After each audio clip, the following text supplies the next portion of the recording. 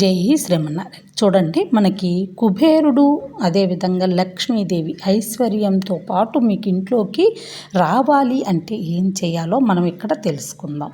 ఇక్కడ మీరు ఎక్కడ క్లిక్ చేయకుండా జాగ్రత్తగా విన్నట్లయితే అంతా కూడా మీకు లాస్ట్లోనే తెలుస్తుంది. వినండి. ముందుగా మనకి చాలా వరకు మీకు తెలిసే ఉంటుంది. పెరటి వాకిలి తీసే ముందుగా వెనక వాకిలి తీయమంటారు. ముందు పెరటి వాకిలి తీయాలి, తర్వాతే మెయిన్ డోర్ తీయాలి. అంటే వెనక వైపు కానీ లేదండి మాకు సైడ్ ఉంటుంది అంటే సైడ్ పక్కైనా ఒకవైపు అయితే రెండో తలుపు అయితే ఖచ్చితంగా ఉంటుందని నాకు తెలుసు.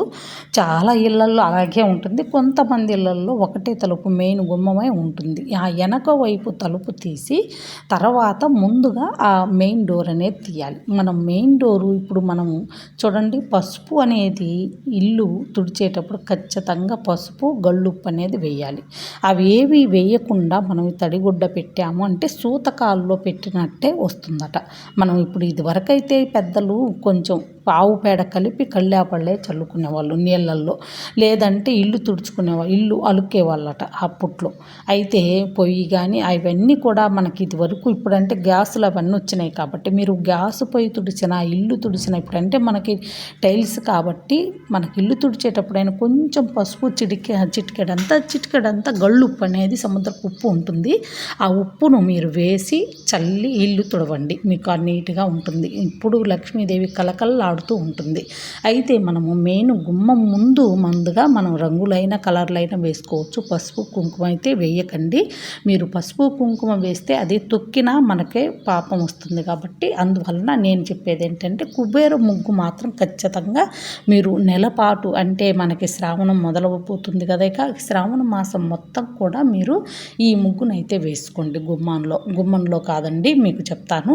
ఆ ముగ్గునైతే ఆ నెల రోజుల పాటు వేసుకోండి. అప్పుడు మీకు కుబేరుడు ఖచ్చితంగా ఆ ముగ్గులో అయితే కూర్చుంటాడట.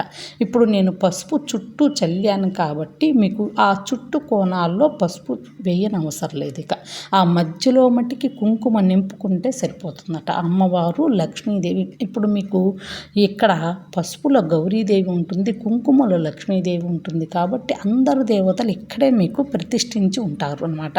ఈ కుబేర ముగ్గులో కుబేరుడు అక్కడే ఉన్నాడు కాబట్టి ఆ తర్వాత లక్ష్మీదేవి వచ్చి కూర్చుంటుంది. ఆ తర్వాత అక్కడ గౌరీదేవి పసుపులో గౌరీదేవి అయితే ఉంటుంది.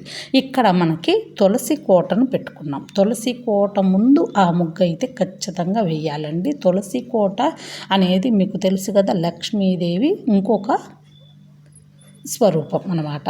లక్ష్మీదేవి ఇంకొక అంశ. ఆమె ఎన్నో జన్మలు ఎత్తింది కాబట్టి ఆమె అంశ తులసి మొక్క కాబట్టి తులసి మొక్క ముందు మనకి కుబేర ముగ్గును వేస్తే ఎంతమంది దేవతలు మీ ఇంట్లో ప్రతిష్ఠించబడ్డారో చూడండి. ఇప్పుడు ఆ దేవతలందరూ కూడా మీ ఇంటి ముందు ఖచ్చితంగా కొలువై ఉన్నారనమాట. ఆ శ్రావణ మాసం మనం చేసే పూజలు ఎంతో ఆనందంగా ఎంతో సంతోషంగా చేసుకుంటాం కదా. ఆ నెలపాటు రోజు మనము పసుపు నీళ్ళతో తడిబట్టబెట్టి కుబేర ముగ్గు పెట్టి తులసి కోట ముందు మనం దీపారాధన అనేది చేశాము అంటే ఖచ్చితంగా మీకు సిరులు ఇంట్లోకి వచ్చినట్టే. ఇక సంవత్సరం పాటు మీ అందరికీ ఎవ్వరికి కూడా తిరిగి చూడని అవసరం లేదనమాట. అంటే డబ్బుకు వెతుక్కునే అవసరమే ఉండదంట. చూడండి, అలాగా మీకు లక్ష్మీదేవి ఇక మీ ఇంటికి వచ్చేస్తుంది, కుబేరుడు కూడా వచ్చేస్తుంది.